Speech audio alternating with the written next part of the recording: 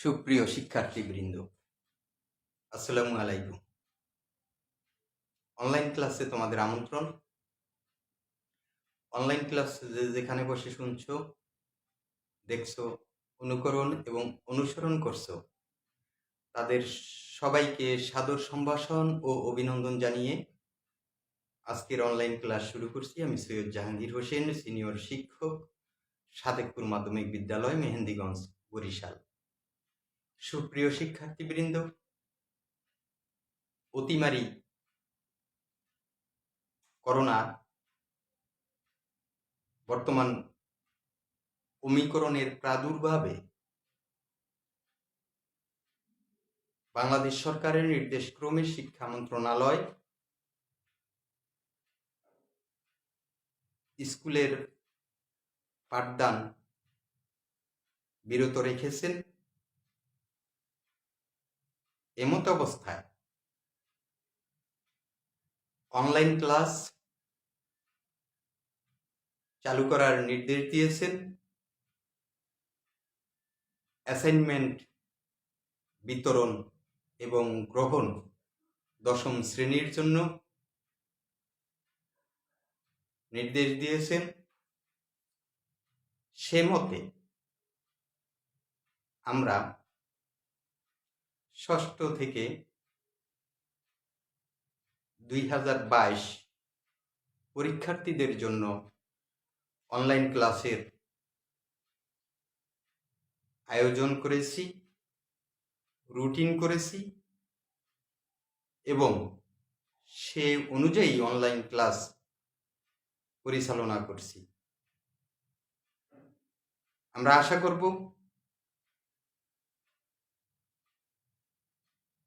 স্কুলের পাঠদান বন্ধ থাকলেও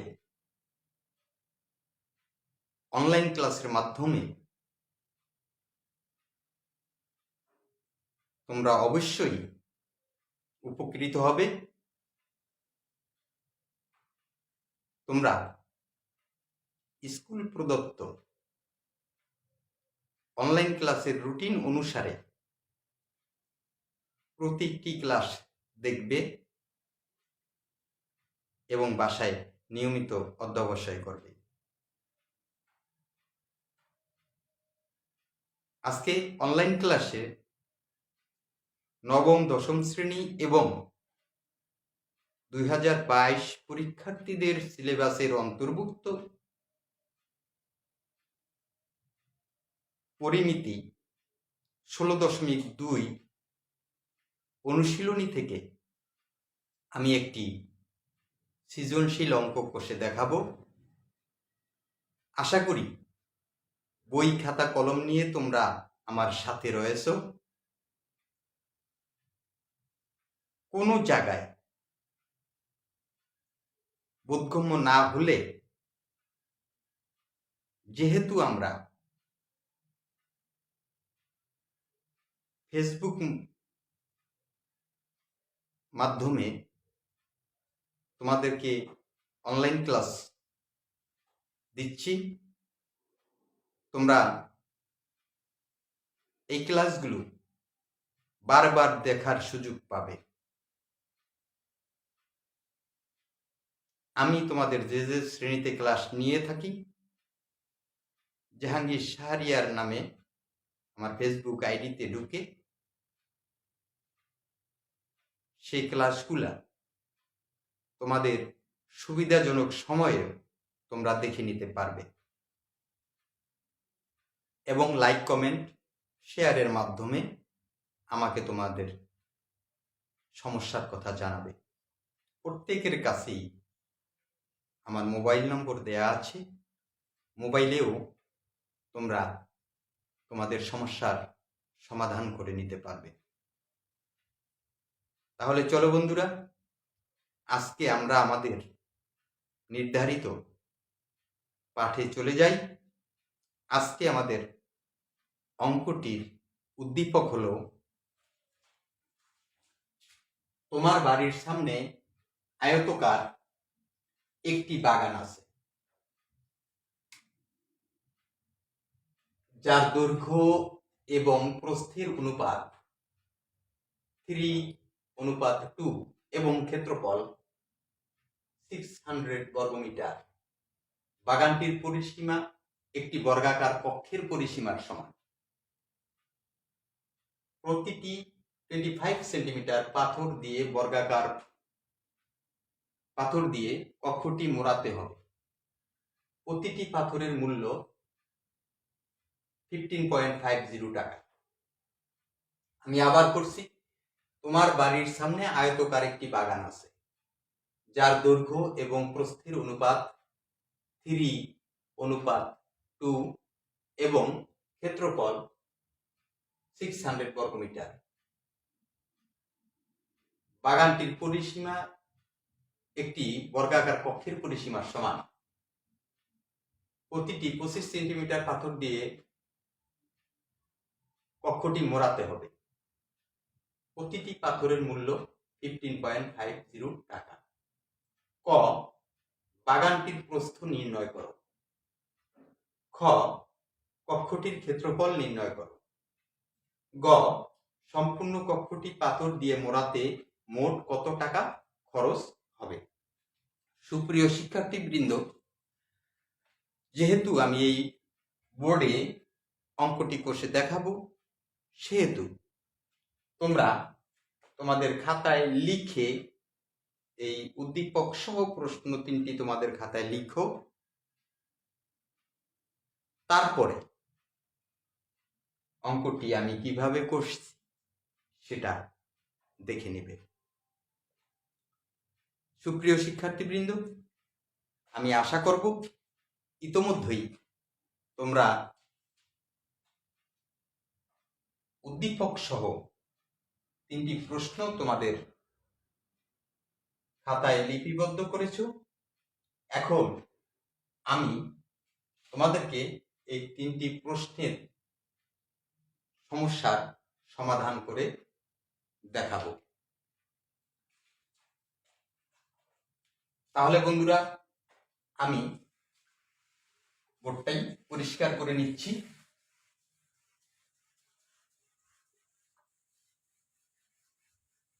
আমাদের প্রথম প্রশ্নটি ছিল,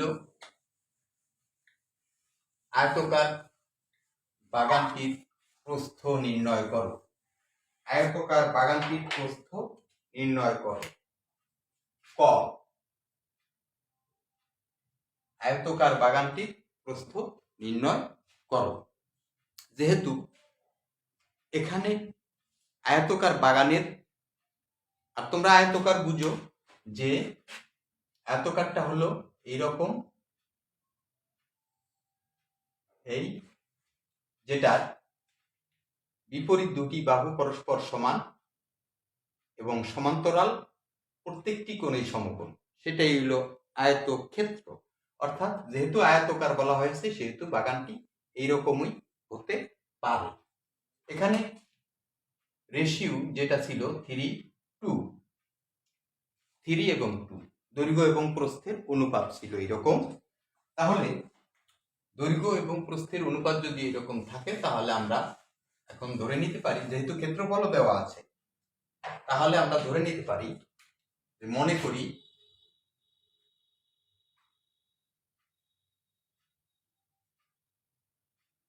আয়তকার বাগানের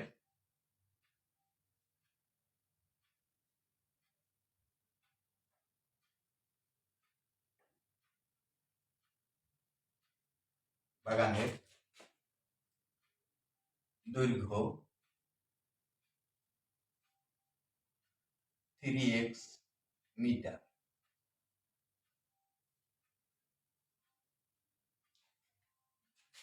এবং প্রস্থ 2x মিটার, এটা আমরা ধরে নিতে পারি। যদি দৈর্ঘ্য প্রস্থ আমাদের জানা থাকে, আয়তকার কোনো বস্তুর দৈর্ঘ্য এবং প্রস্থ যদি আমাদের জানা থাকে, তাহলে আমরা ক্ষেত্রফল নির্ণয় করতে পারি। আমাদের এই ব্যাপারটা জানা আছে যে আয়তকার কোনো বস্তুর দৈর্ঘ্য প্রস্থ নির্ণয় করতে হলে, ক্ষেত্রফল নির্ণয় করতে হলে দৈর্ঘ্য গুণ প্রস্থ, অর্থাৎ দৈর্ঘ্য ইন্টু প্রস্থ গুণ করলেই আমরা তার ক্ষেত্রফল পেয়ে থাকি। সুতরাং আয়তকার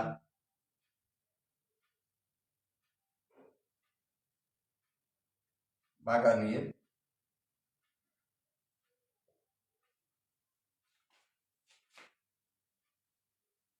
ক্ষেত্রফল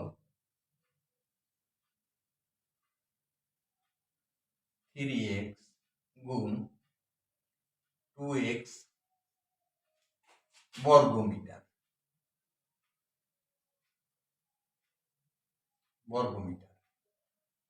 কেন বর্গমিটার হলো?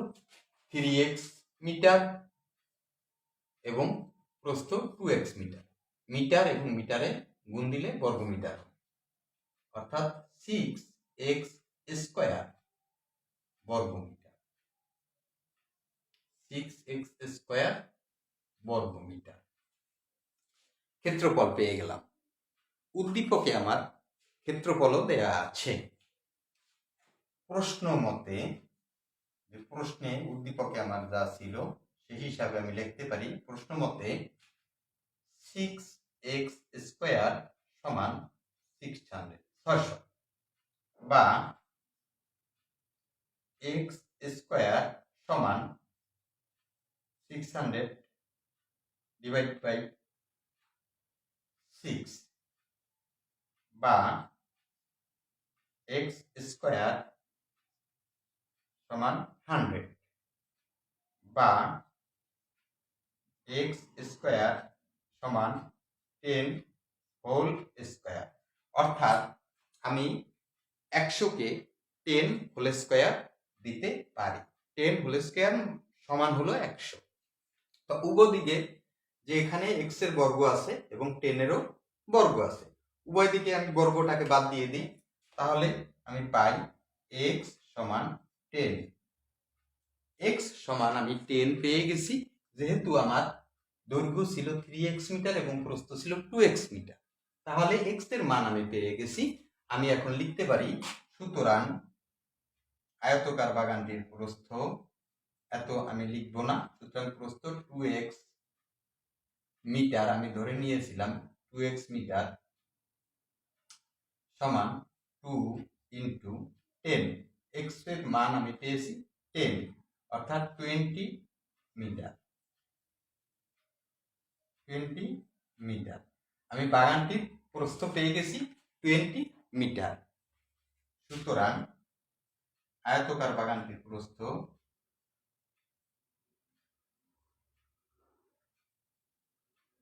বাগানটির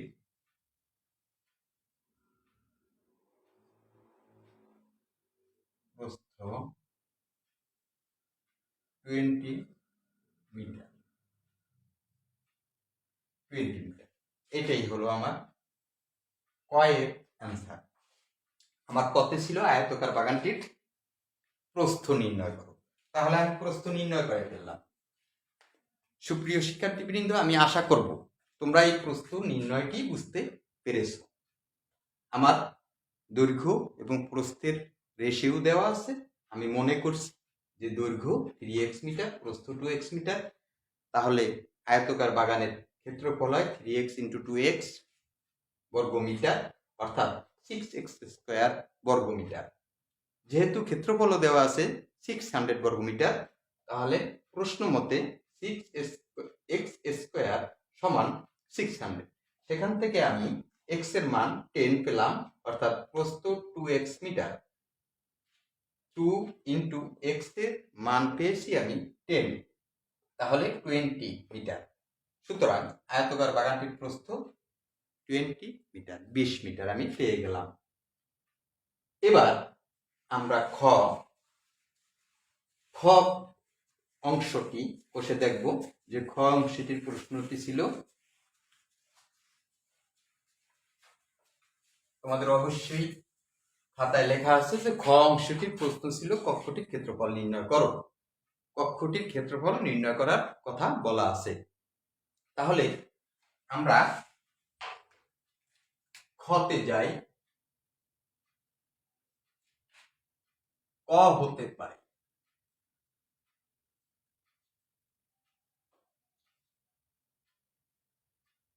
আয়তকার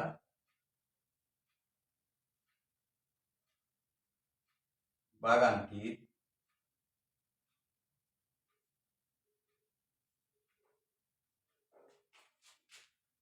প্রস্থ, এটা আমরা ক হতে পেয়েছি 20 মিটার। আয়তকার বাগানটির প্রস্থ 20। সুতরাং আয়তকার বাগানটির দৈর্ঘ্য আমরা ধরে নিয়েছিলাম 3x মিটার। 3x মিটার সমান 3 ইন্টু x এর মান পেয়েছিলাম আমরা 10 মিটার সমান 30 মিটার। তাহলে আয়তকার বাগানটির আমরা দৈর্ঘ্য প্রস্থ পেয়ে গেলাম। দৈর্ঘ্য পেয়ে গেলাম 30 মিটার এবং প্রস্থ পেয়ে গেলাম 20 মিটার। 30 মিটার এবং 20 মিটার পেয়ে গেলাম। এখন উদ্দীপকে বলা ছিল আয়তকার বাগানের পরিসীমার সমান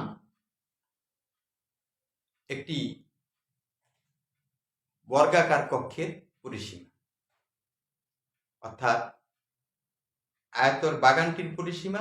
আয়তকার যে বাগানটি ছিল সেটার পরিসীমা একটি বর্গাকার কক্ষের পরিসীমা সমান। এটা আমরা উদ্দীপক থেকে জেনেছি। তাহলে সেই কথাটা আমাদের উল্লেখ করতে হবে। উদ্দীপক হতে পাই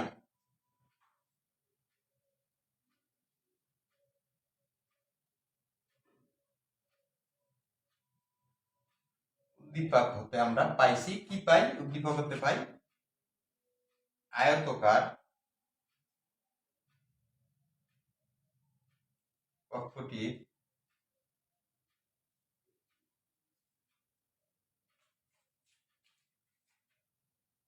আমরা আগে কিন্তু বের করে নিতে পারি।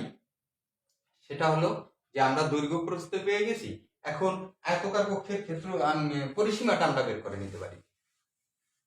আমরা পরিসীমাটা আগে বের করে নিই। সেটা হলো যে আয়তকার কক্ষের পরিসীমা, আয়তকার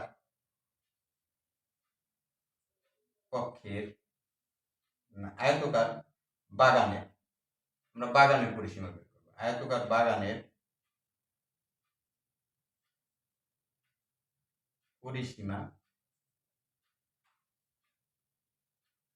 সমান, তোমরা অবশ্যই জানো যে আয়তকার কোনো জিনিসের যদি কোনো বস্তুর যদি দৈর্ঘ্য এবং প্রস্থ দেওয়া থাকে তাহলে সেটার পরিসীমার সূত্র হলো 2 ইন্টু দৈর্ঘ্য যোগ প্রস্থ।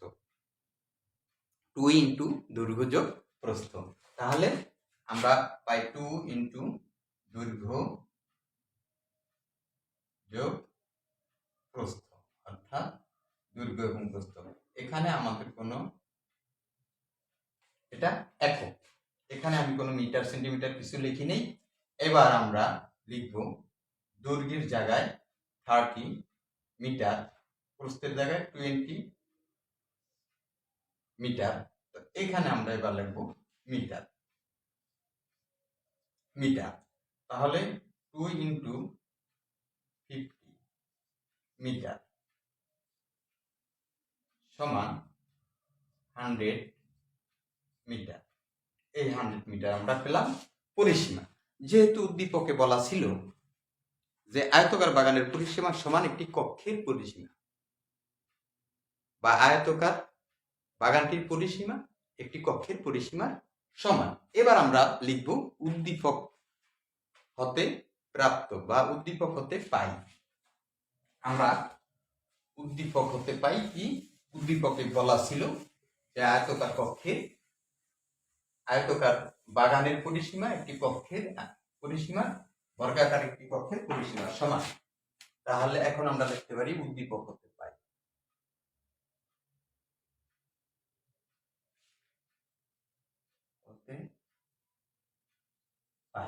কি পাই? আয়তকার বাগানের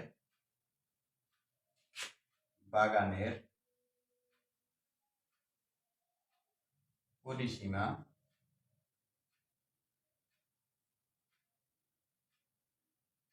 সমান বর্গাকার কক্ষের পরিসীমা, এটা আমাদের উদ্দীপকে উল্লেখ রয়েছে পরিসীমা। তাহলে সুতরাং বর্গাকার কক্ষের পরিসীমা, কক্ষের পরিসীমা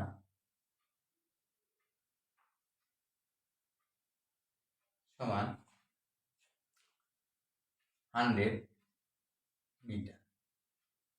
বর্গাকার কক্ষের পরিসীমা যদি 100 মিটার হয়, তাহলে বর্গাকার কক্ষের ক্ষেত্রফল বের করতে হলে বর্গাকার কক্ষের এক বাহু এক সাইডের বা একটি বাহুর কক্ষের এক অংশের এক সাইডের আমার দৈর্ঘ্য বের করতে হবে। তাহলে বর্গাকার তো এইরকম, যা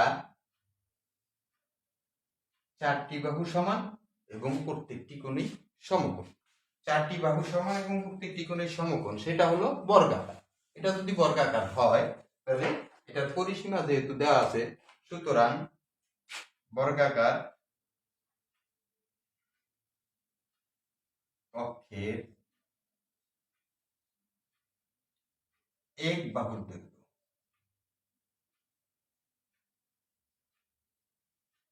এক বাহুর দৈর্ঘ্য সমান 4টি বাহু সমান। বর্গাকার কক্ষের 4টি বাহুই সমান থাকে, এর জন্য এত মিটার বের হবে। তাহলে 25 মিটার বর্গাকার কক্ষের ক্ষেত্রফল 25 মিটার। সুতরাং বর্গাকার কক্ষের ক্ষেত্রফল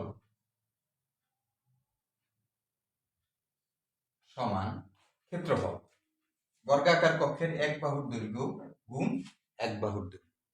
বর্গাকার কক্ষের এক বাহু অর্থাৎ বর্গাকার কোনো বস্তু ক্ষেত্রফল নির্ণয় করতে হলে এক বাহুর দৈর্ঘ্য গুণ এক বাহুর দৈর্ঘ্য, যেহেতু প্রত্যেকটি বাহুর দৈর্ঘ্য সমান। তাহলে একটি বাহুর দৈর্ঘ্য এত মিটার, 25 মিটার, গুণ আরেকটি বাহুর দৈর্ঘ্য 25 মিটার, তাহলে 625 গুণ করলে আমি পাই এত বর্গ মিটার। বর্গ মিটার আমরা জানি যে মিটার এবং মিটারে গুণ হলে বর্গ মিটার হয়। যদি এখানে 3টি মিটার থাকতো, 25 মিটার গুণ 25 মিটার গুণ 25 মিটার, তাহলে হতো ঘন মিটার। তাহলে আমরা পেলাম এক বাহুর দৈর্ঘ্য গুণ এক বাহুর দৈর্ঘ্য, অর্থাৎ 625 বর্গমিটার। বর্গাকার কক্ষের ক্ষেত্রফল নির্ণয় হয়ে গেল। সুপ্রিয় শিক্ষার্থীবৃন্দ, আমি আশা করব অবশ্যই তোমরা বর্গাকার কক্ষের ক্ষেত্রফল, যেহেতু আয়তাকার বাগানের পরিসীমা সমান বর্গাকার কক্ষের পরিসীমা, তাহলে সেই পরিসীমাটাই বর্গাকার কক্ষের পরিসীমা হয়ে গেল। আর বর্গাকার কক্ষের এক বাহুর দৈর্ঘ্য বের করতে হলে, যেহেতু বর্গাকার কক্ষের 4টি বাহুই সমান, 4টি ধারই সমান, বর্গাকার কক্ষের 4টি ধার সমান, তাহলে 25 মিটার আমি পেয়ে গেলাম। অর্থাৎ 4 দিয়ে 4টি ধার আমি 4 দিয়ে পরিসীমাকে ভাগ দিলে আমি এক বাহুর দৈর্ঘ্য পেয়ে যাব। আর এক বাহুর দৈর্ঘ্য পেলে বর্গাকার কক্ষের ক্ষেত্রফল এক বাহুর দৈর্ঘ্য গুণ এক বাহুর দৈর্ঘ্য, অর্থাৎ 25 মিটার গুণ 25 মিটার সমান 625 বর্গমিটার। এভাবে আমরা বর্গাকার কক্ষের ক্ষেত্রফল নির্ণয় করলাম। এবার আমরা আমাদের যে শেষে যে প্রশ্নটি ছিল, যে এই বর্গাকার কক্ষটি পাথর দিয়ে মোড়াতে কত টাকার প্রয়োজন হবে, সেখানে প্রতিটি পাথরের বর্গাকার, প্রতিটি পাথরের বর্গাকার আমাকে জানতে হবে যে প্রতিটি পাথরই ছিল বর্গাকার এবং এর প্রতিটি পাথরের এক ধারের দৈর্ঘ্য ছিল 25 সেন্টিমিটার। এখন আমি যেহেতু বর্গাকার কক্ষটির ক্ষেত্রফল 625 মিটার বর্গ মিটার পেয়ে গেলাম, তা এটাকে আমার বর্গ সেন্টিমিটারে নিতে হবে। তাহলে একবারে যদি আমরা বলি যে 10,000 বর্গ সেন্টিমিটার সমান 1 বর্গ মিটার, 10,000 বর্গ সেন্টিমিটার সমান 1 বর্গ মিটার। তাহলে আমরা এবার গতে যাব।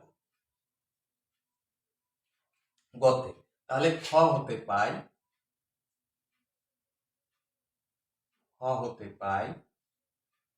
বর্গাকার কক্ষের ক্ষেত্রফল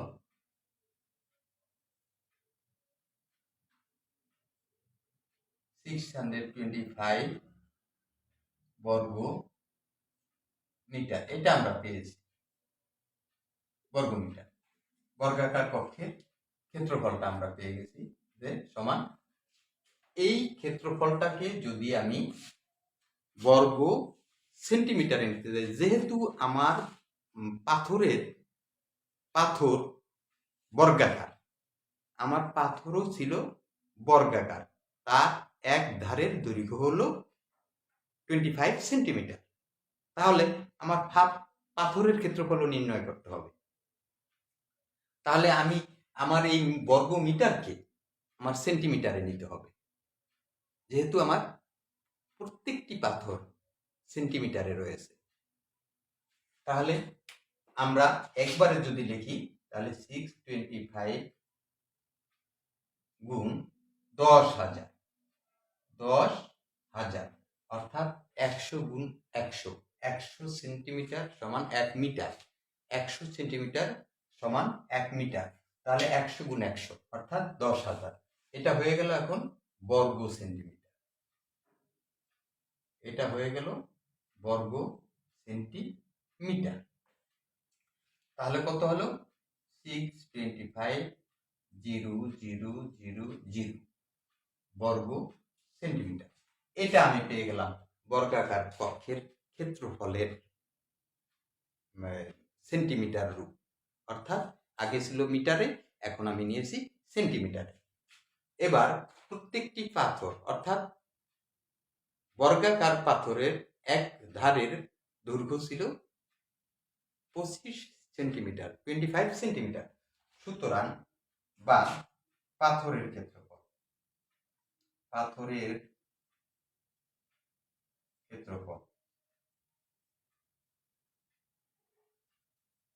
25 গুণ 25, যেহেতু এই সেন্টিমিটার ছিল এটা হয়ে যাবে বর্গ সেন্টিমিটার।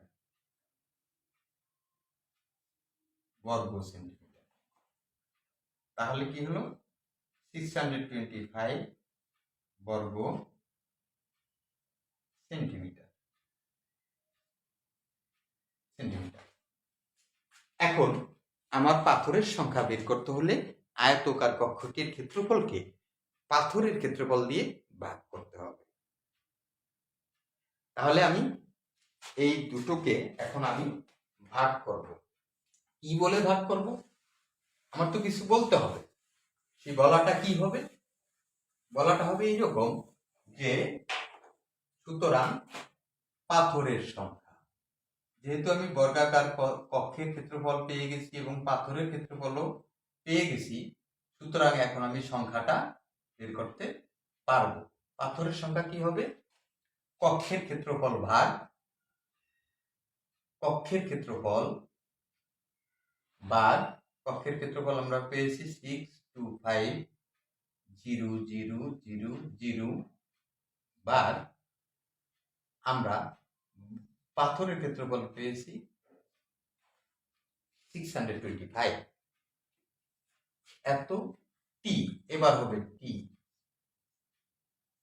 এটাকে আমরা ভাগ দিলেই আমরা পেয়ে যাই এত টি হবে টি।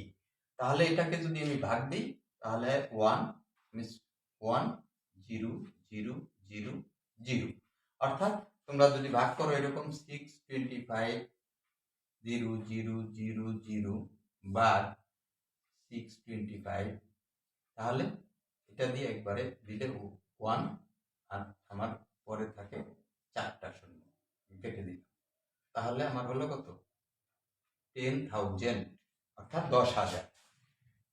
তো 10,000 টি, এতটি পাথর পেলাম, এতটি পাথর পেলাম, এতগুলো পাথর, এতটি পাথর। এখন আমি যেহেতু পাথরের সংখ্যা পেয়ে গেছি এবং আমার উদ্দীপকে বলা ছিল প্রত্যেকটি পাথরের দাম 15.50 টাকা, তাহলে তো অবশ্যই এটা একেবারে সহজ হয়ে গেল, একেবারে সহজ হয়ে গেল যে আমার প্রত্যেকটি মানে একটি পাথরের দাম 15.50 টাকা, আর আমি যতগুলো পাথর এখানে পেলাম ততগুলো পাথরের দাম কত। তাহলে আমি লিখতে পারি যে একটি পাথরের দাম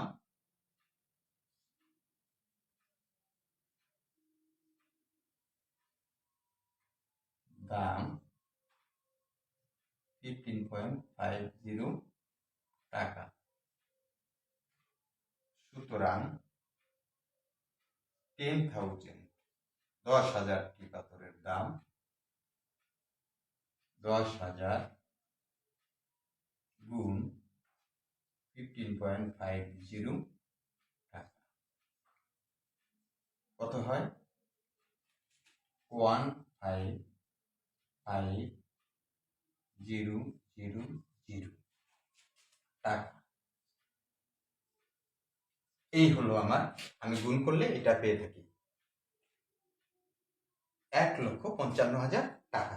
যেমন গুণটা দেখো 10,000 গুণ 15.50 সমান 10,000 গুণ 1550 বা পয়েন্টের জন্য অর্থাৎ দশমিকের জন্য 1, পরে 2টা ঘর 2টা শূন্য, আমরা এই 2টা শূন্য কেটে দিলাম, তাহলে এখানে থাকে 100, এখানে থাকে 1550, তাহলে